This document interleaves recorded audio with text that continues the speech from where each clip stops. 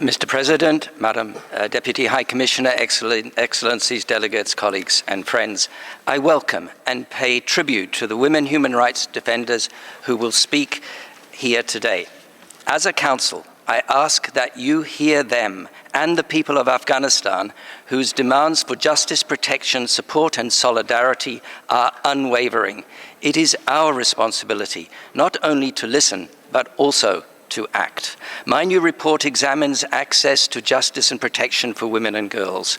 From my extensive consultations and from submissions from almost 200 women inside Afghanistan, it's clear that the meaning of justice can vary among and between Afghans and is shaped by different backgrounds, identities, and lived experience.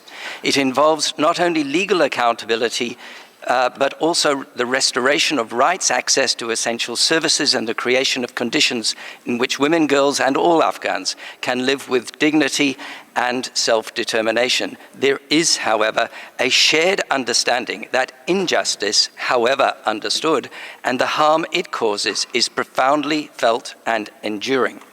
Today, under Taliban policies, access to justice and protection in Afghanistan has been severely compromised. It is virtually unattainable. The de facto authorities have dismantled legal and institutional frameworks and abolished crucial protection mechanisms, while support networks have either collapsed or been forced underground. The Taliban's transformation of the justice system weaponizes the legal, judicial, and social order to oppress women and girls, their allies, and LGBT persons. And is designed to enforce, entrench, and sustain the group's repressive and misogynistic ideology. While all women and girls bear the brunt, those with intersecting minority and marginalized identities are especially affected. This system of gender persecution amounts to crimes against humanity and is well characterized as gender apartheid. Any talk of normalization in this context is vastly premature.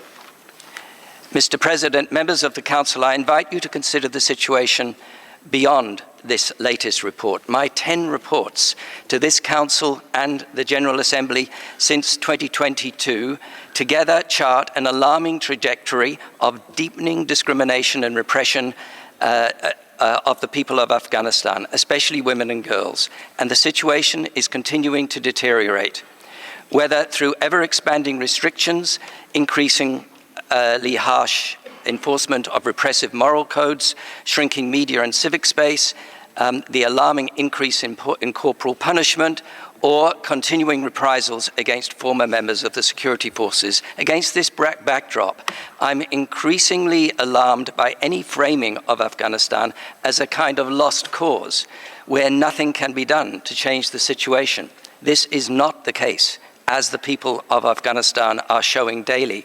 I ask, when Afghanistan's future is discussed, who are the key stakeholders?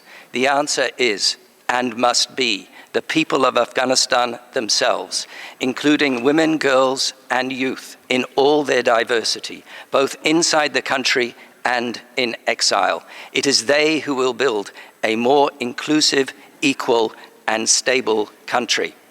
Mr. President, I also ask whether the international community, including this Council, is using all the tools at its disposal to support the people of Afghanistan, to counter creeping normalization in the face of no improvements on the ground, and to challenge the Taliban's institutionalized oppression and persecution. The answer is no. More can and must be done, including strengthening and expanding accountability measures that will tackle the pervasive impunity that continues.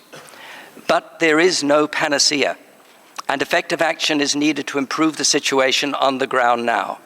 I continue to advocate for an all-tools approach, a range of interventions that together exceed the sum of their parts and maximize the potential for the emergence of a safe, stable, and inclusive Afghanistan. This should include prioritizing support for Afghan-led civil society, especially women-led NGOs, providing humanitarian assistance, funding education and economic empowerment initiatives for women and girls on the ground, and assisting states who are hosting Afghan refugees.